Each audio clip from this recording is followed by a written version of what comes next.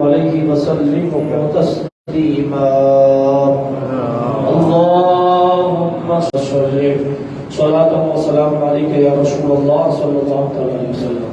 اللہ تبارک و تعالیٰ کی توفیق سے ہمارا آپ کا ایک روزہ بخیر و عافیت پورا ہو گیا اور 2 تراویح مکمل ہو گئی اور کلام اللہ شریف میں سے 4 سپاروں کی تلاوت مکمل ہو گئی۔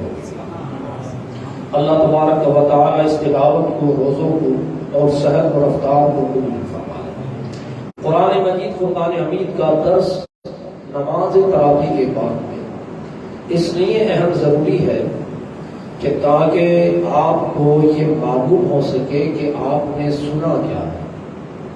جو تراویح میں سنا ہے تو وہ آپ نے سنا کیا ہے۔ اللہ تبارک و تعالیٰ اس کلام کے ذریعے اپنے بندوں سے کیا کہہ رہا ہے، کیا بات کر رہا ہے، کیا پیغام دے رہا ہے، کیا میسج پہنچانا ہے۔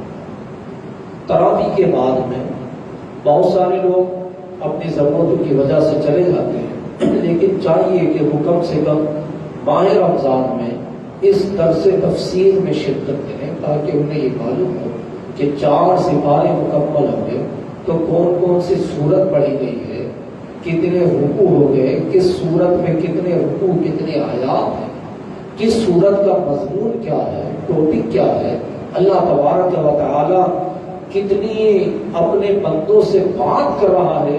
تو بات کا پتہ تب نہ چلے گا جب آپ کو اس کا مطلب معلوم ہو، اور جب تک آپ کو اس کا معنی معلوم نہیں ہوگا تو کیا معلوم ہوگا۔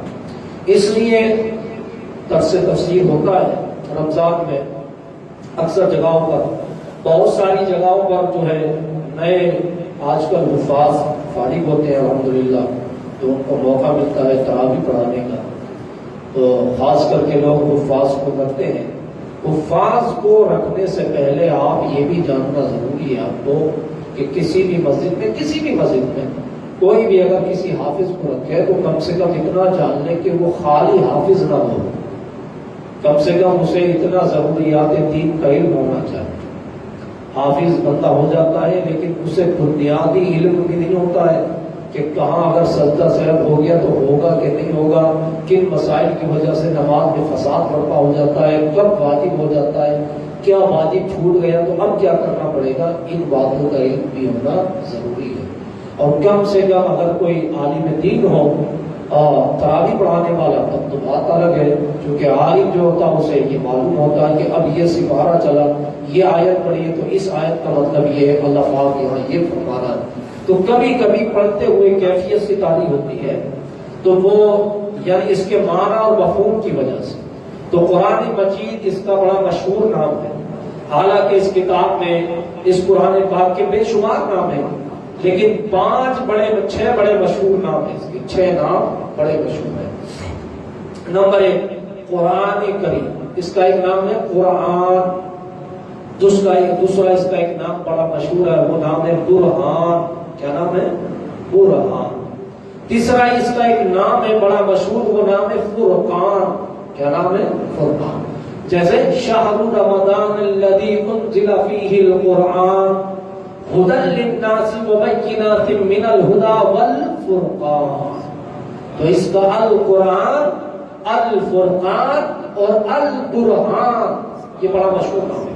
جیسے کہ 6 پارے میں کل آئے گا تلاوت میں، یا ایھا الناس قد جاءکم برہان، البرہان اس کا نام ہے۔ اس کا ایک نام بڑا مشہور ہے الکتاب، جیسے الف لام میم ذالک الکتاب، بڑا مشہور نام ہے اس کا۔ اس کا ایک نام ہے مصحف۔ کیا نام ہے؟ مصحف۔ یہ سورۃ الواقعہ میں اللہ تبارک و تعالی نے اس نام کا ذکر فرمایا، فی صحف مکرمہ، کئی مقام پر ہے، خاص کر کے سورہ لا یمسہ الا المطہرون، جب یہ آیت کریمہ ہوتی ہے تو وہاں پر اس کا نام ہے۔ پھر اس کا ایک نام ہے النور۔ کیا نام ہے؟ نور۔ اللہ کے حبیب علیہ السلام کا نام بھی نور ہے، اور قرآن کا نام بھی نور ہے، اور اللہ کا نام بھی نور ہے، اور اسلام کا نام بھی نور ہے۔ کیا ہے؟ اسلام کا نام بھی نور ہے، اور اللہ کے حبیب علیہ السلام نے نماز کا نام بھی نور رکھا ہے، نور ہے۔ تو اس کا بڑا مشہور نام ہے، یہ 6 نام اس کے بڑا مشہور ہے۔ کل ہم نے سورۃ الفاتحہ کی تلاوت کی تھی، اور چونکہ مجھے خلاصہ ہی بیان کرنا ہے تاکہ آپ اس کی بات کو سمجھ سکیں، اور اگر تفصیل کی جائے گی تو لمبا ٹائم ہے، ہم نے سورۃ الفاتحہ کی تلاوت کی، سورۃ الفاتحہ پڑھی گئی۔ اب اس سورۃ الفاتحہ میں ایک رکوع ہے، 7 آیات ہے، 7 آیات پر مشتمل ہے، 27 اس میں کلمے ہیں، اور 140 اس کے اندر حروف ہے، 140 اس کے اندر حروف ہے۔ اس کے اندر بے شمار کمالات، اور اللہ تبارک و تعالی نے اس کی بڑی اس میں حکمتیں اور آقا علیہ السلام نے اس کی بڑی برکتیں بیان فرمائی ہیں۔ پھر ہم نے سورۃ البقرہ آج ہماری کمپلیٹ ہو گئی، اور سورہ آل عمران بھی کمپلیٹ ہو گئی الحمدللہ۔ تو سورۃ البقرہ پڑھی گئی۔ سورۃ البقرہ میں 40 رکوع ہیں، 40 رکوع، اور اس کے اندر 286 آیات ہیں، سب سے بڑی سورت ہے۔ 40 رکوع ہیں، 286 آیات ہیں، اور اس کے اندر 6121 کلمات ہیں، اور اس کے اندر اگر حروف کو کیلکولیٹ کیا جائے تو اس کے اندر حروف بنتے ہیں 25,500۔ اس پوری سورت کے اندر سب سے بڑی سورت ہے جس کا نام سورۃ البقرہ ہے۔ کون سی سورت ہے یہ؟ سورۃ البقرہ ہے۔ اب اس کے بارے میں ہم پہلے ابھی بیان کریں گے انشاءاللہ تعالیٰ، تھوڑا سا اس کا خلاصہ بیان کریں گے۔ دوسری ہم نے اس کے بعد میں جو سورت پڑھی گئی تھی اس کے اندر، وہ تھی قرآن مجید فرقان حمید کی سورہ آل عمران۔ کون سی سورت تھی؟ سورہ آل عمران۔ اور تھوڑا سا حصہ آج تلاوت ہوا سورۃ النساء کا۔ کائے کا تلاوت ہوا؟ سورۃ النساء کا۔ یہ سورہ آل عمران پڑھی۔ یہ سورہ آل عمران سورہ بقرہ کے بعد سب سے بڑی سورت ہے، یعنی قرآن مجید میں سب سے بڑی صورتوں میں سورہ بقرہ، اور اس کے بعد سورہ آل عمران، پھر سورۃ النساء، پھر سورۃ المائدہ، پھر سورۃ الاعراف، پھر سورۃ الانفال، اور پھر اس کے بعد جا کر کے سورۃ التوبہ۔ یہ بڑی بڑی صورتیں ہیں جو پہ در پہ آتی ہیں۔ اور سورہ آل عمران پڑھی گئی۔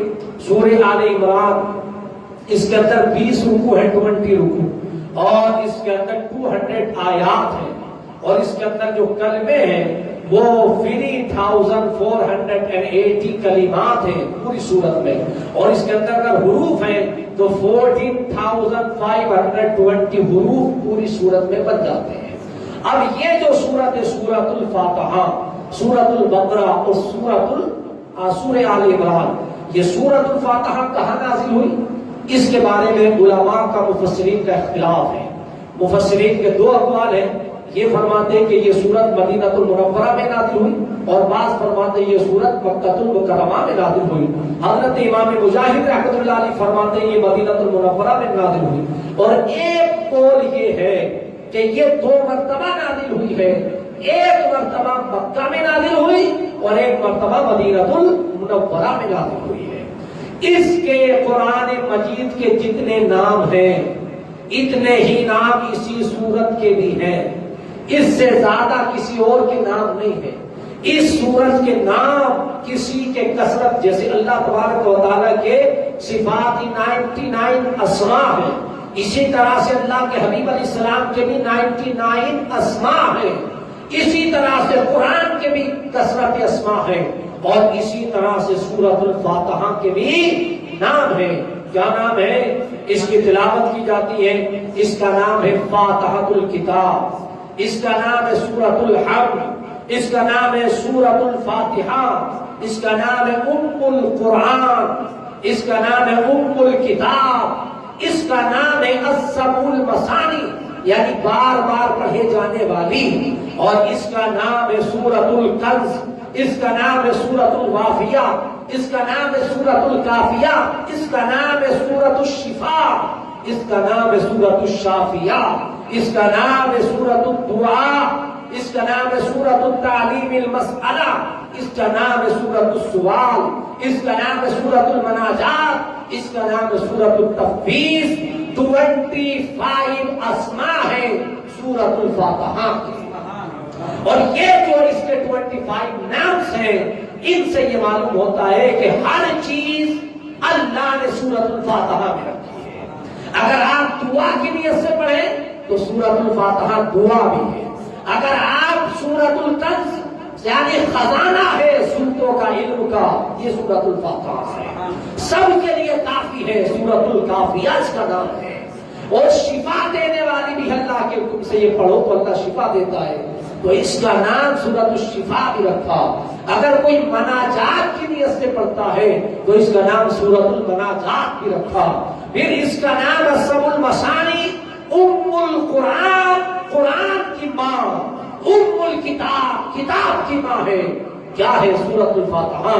حضرت عبداللہ ابن عباس رضی اللہ تعالیٰ سرکار کے چچا کے بیٹے فرماتے ہیں کہ اگر اللہ تعالیٰ پورے قرآن کو نازل نہ فرماتا، صرف سورۃ الفاتحہ کو اتارتا، بس سورۃ الفاتحہ خالی پورے اسلام کی تاریخ کے لیے اور دین کے مسائل کے لیے کافی ہوتا ہے۔ بولو سبحان اللہ۔ یعنی اتنی مبارک اور اتنی متبرک سورت ہے یہ سورۃ الفاتحہ، تبھی تو ہر نماز کی ہر رکعت میں پڑھی جاتی ہے نا، اسی کو بار بار پڑھا جاتا ہے۔ کیوں؟ اس لیے فرمایا السبع المثانی، یہ بار بار پڑھے جانے والی سورت ہے۔ اب اس کی فضیلت سنو۔ حضرت ابو سعید بن معلّہ رضی اللہ تعالیٰ، یہ اللہ کے حبیب علیہ السلام کے صحابی ہیں، اور یہ حدیث بخاری شریف کتاب الفضائل، فضائل القرآن باب فاتحۃ الکتاب میں یہ حدیث موجود ہے، اور حدیث کا نمبر ہے 5006 حدیث کا نمبر ہے۔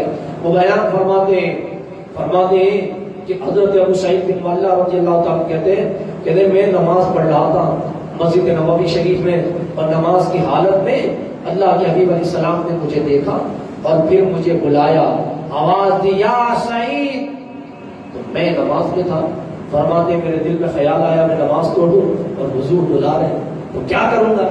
تو کہتے ہیں میں نے نا جلدی نماز پڑھی، اور جلدی نماز پڑھ کے نا میں حضور کی بات میں پہنچا۔ تو اللہ کے حبیب علیہ السلام نے فرمایا سعید بتاؤ تمہیں کون سی چیز نے روکا تھا؟ کیا میری آواز تمہارے کانوں تک نہیں گئی تھی؟ انہوں نے کہا یا رسول اللہ گئی تھی، میں نماز میں تھا۔ کیا؟ میں نماز میں تھا۔ اللہ کے حبیب علیہ السلام نے فرمایا تم نماز میں تھے، کیا تم نے اللہ کا قرآن نہیں پڑھا ہے؟ اللہ قرآن میں فرماتا استجیبوا للہ وللرسول اذا دعاکم، جب اللہ اس کا رسول تمہیں بلائے جہاں ہو اسی پر، اس جگہ کو چھوڑ کر اللہ اس کے رسول کی بارگاہ میں حاضر ہو جاؤ۔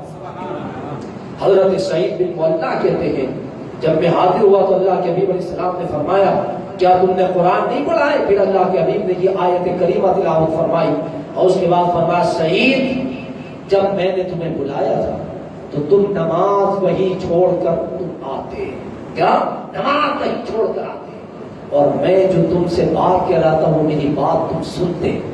اگر میں تمہیں کسی کام سے بازار بھیجتا تو تم بازار جاتے اور میرے لیے سامان خرید کر لاتے، اور واپس آ کر کے جہاں سے نماز چھوڑی تھی اسے کنٹینیو کر لیتے، نماز پوری ہو جاتی۔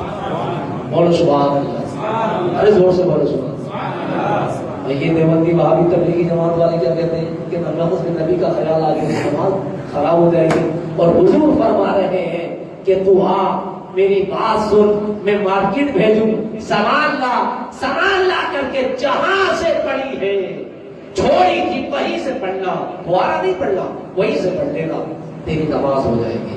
اللہ کے حبیب علیہ السلام اس بات سے یہ پیغام دینا چاہتے ہیں کہ نماز نام ہے خیال مصطفیٰ،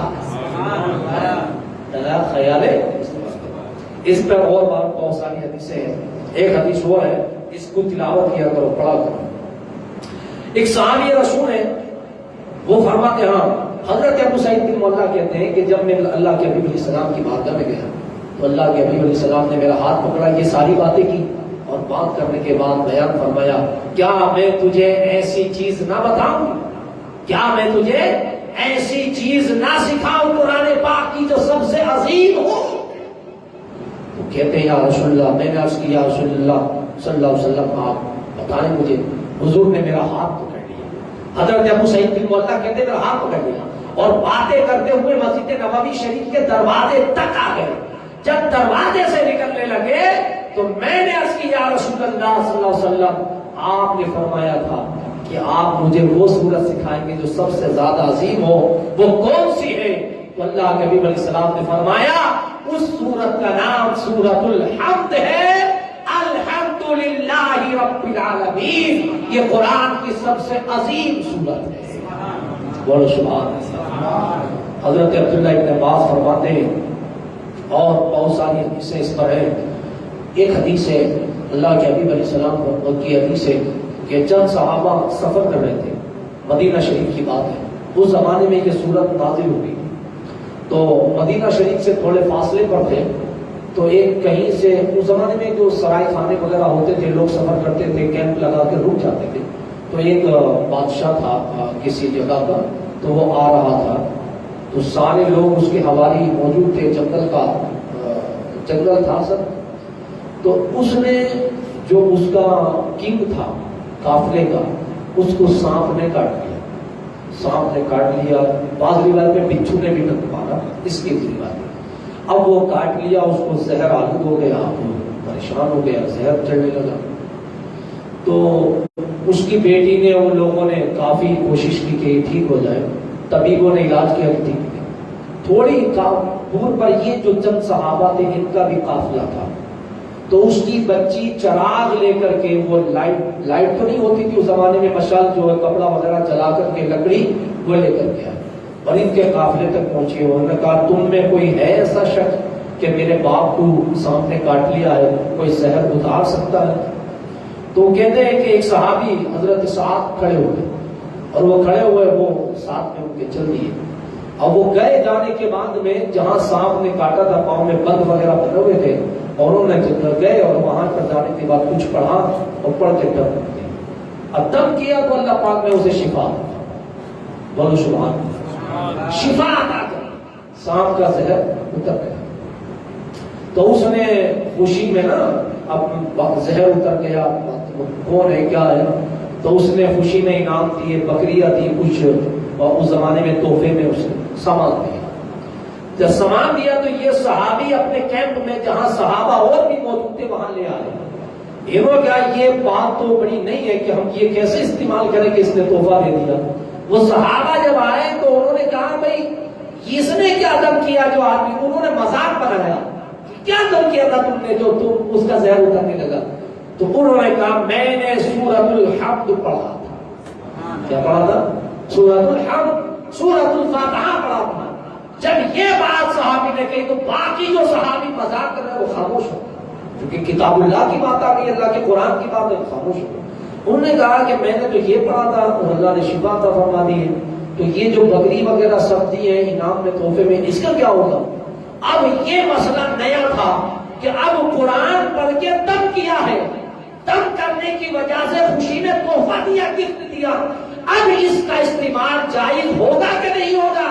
ان صحابہ نے کہا نہیں، ابھی ان کو ہاتھ نہیں لگائیں گے، نہ انہیں تبرک کر انہیں کوئی کھا سکتا ہے، نہ انہیں استعمال کر سکتا ہے، بلکہ ہم یہ مسئلہ بارگاہ رسالت میں پیش کریں گے، اور اللہ کے حبیب علیہ السلام جو ڈیسیژن دیں گے اس کے مطابق عمل کیا جائے گا۔ یہ قافلہ چند دنوں کے بعد وہ بکری وہ سارا سامان لے کے مدینہ پہنچا، اللہ کے حبیب علیہ السلام کی بارگاہ میں حاضر ہوئے، اور اللہ کے حبیب علیہ السلام کی بارگاہ میں صحابہ نے یہ واقعہ بیان کیا کہ یا رسول اللہ یہ مسئلہ ہوا، اور اس نے جو ہے سورۃ الحمد پڑھی، اللہ نے شفا عطا فرما دی، اس کے بدلے میں اس نے خوشی میں یہ تحفہ دیا ہے، اس کا کیا کرے؟ تو اللہ کے حبیب علیہ السلام نے فرمایا اس کا استعمال کرنا جائز ہے، اور اس کا استعمال کرنا باعث برکت ہے، یہ صرف تم ہی نہیں بلکہ اس میں سے کچھ حصہ مجھے بھی دینا۔ اللہ کے حبیب علیہ السلام نے بھی اس میں سے کچھ حصہ لیا، اور باقی صحابہ میں تقسیم ہوا، اور حضور نے فرمایا کہ سورۃ الفاتحہ صرف سورۃ الدعاء ہی نہیں ہے بلکہ اس کا نام سورۃ الشفا، اسی دن اللہ کے نبی نے فرمایا اس کا نام سورۃ الشفا ہے۔ جب تم اس نیت سے پڑھ کے دم کرو گے اللہ تبارک و تعالیٰ اسے شفا عطا فرمائے گا۔